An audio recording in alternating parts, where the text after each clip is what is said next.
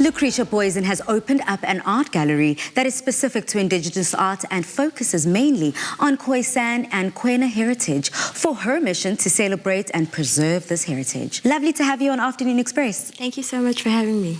Now, LUKRETIA, if I just were to take it from the beginning of your journey, especially within your art gallery and the movement that you're trying to revive, essentially, what is it about indigenous art and the heritage, you know, the culture behind it that just draws you in? Well, when it comes to heritage and culture, I'm inherently of Kwena descent. So why I do what I do is because I wanted to preserve, you know, my heritage, but not in a political sense, but a very, how can I say, fun and just, you know, getting people to explore and, you know, understand and share what being Kwena is in contemporary South Africa. Because, yeah, what we see all over when we talk about, you know, Kwena heritage, people don't necessarily know about it.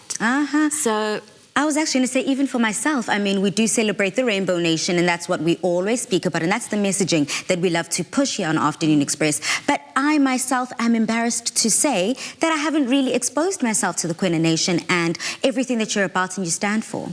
Yeah, and that is basically why I started what I started. I actually was an activist for heritage preservation for about 6 years, and then artists came to me and said, listen, we love what you do. Wow. Would you represent us? The Stanley Grootboom was actually the very first artist to actually approach me. And I was like, at that point, I knew absolutely nothing about being an art curator. And he was like, please, just try. And I sold his art. The first art piece that I sold was 26,000 Rand. Sure. And from there, more and more artists came to me. And we were predominantly selling online.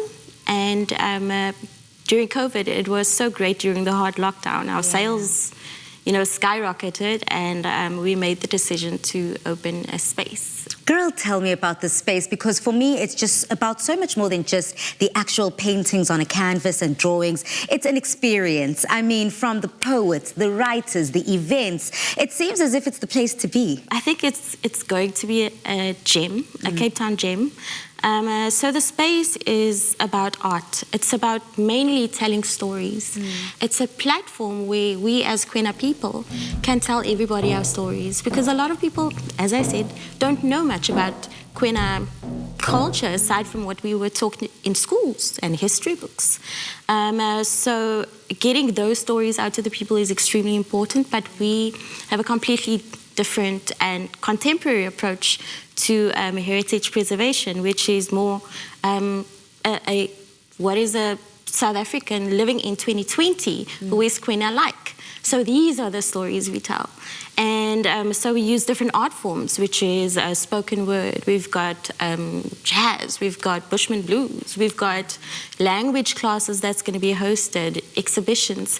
There's so many things that's going to be happening in the space, and it's really beautiful to be able to be a part of something like this. I mean, very exciting, revolutionary stuff, because essentially I've never experienced anything like it, nor have I heard of anything like what you're about to do in the Cape Town space. So I can only imagine so many South Africans right now are asking themselves, why is it that we're not celebrating indigenous art as much as we should? Why do you think that is?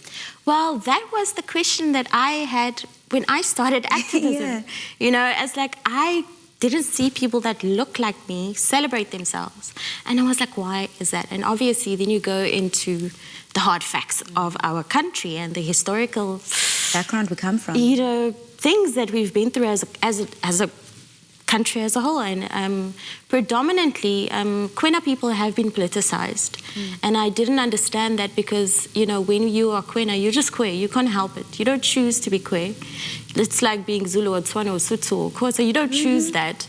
And our culture has always been associated with politics and land issues, and I was like, no, man, let's turn this around. Let's stop this, because it's exhausting. Yeah.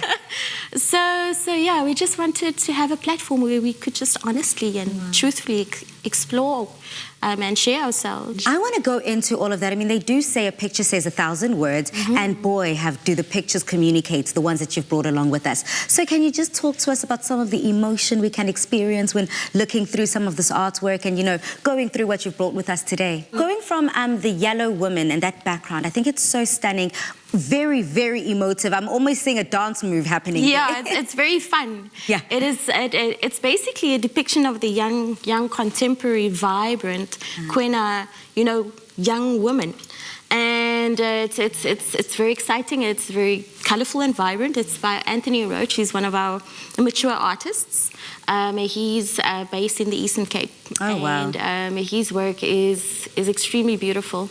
So it is a touch of, tradition with a touch of modern. I love that. And then we also have here a gentleman, an old man, an old soul. I think, is he playing an instrument? He's playing the mouth bow, which is one of the natural instruments that everybody knows that, Queer people has played through the ages. Yeah. And that is by Bryn Neufeld, also extremely esteemed artist. He's one of my highest selling artists, actually. Oh, wow, okay. Also from the Eastern Cape region. And his focus is on the traditional, but he also goes into our communities and tells a story, about how our people generally live. You understand, when you go into the towns and, the I think that there's also something very special about artists who don't just paint from a picture, but paint from experiences. Yeah. And I think that is truly the emotion that I see coming out. It's so much more than just a picture. And then the final two are, for me, a celebration of color. Yes. So the second last one with the two boys, that one is titled Identity. And it's also by Bryn Neufeld, and it's kind of a play on how we, because of our history in South Africa, has separated from ourselves in a sense. Yeah.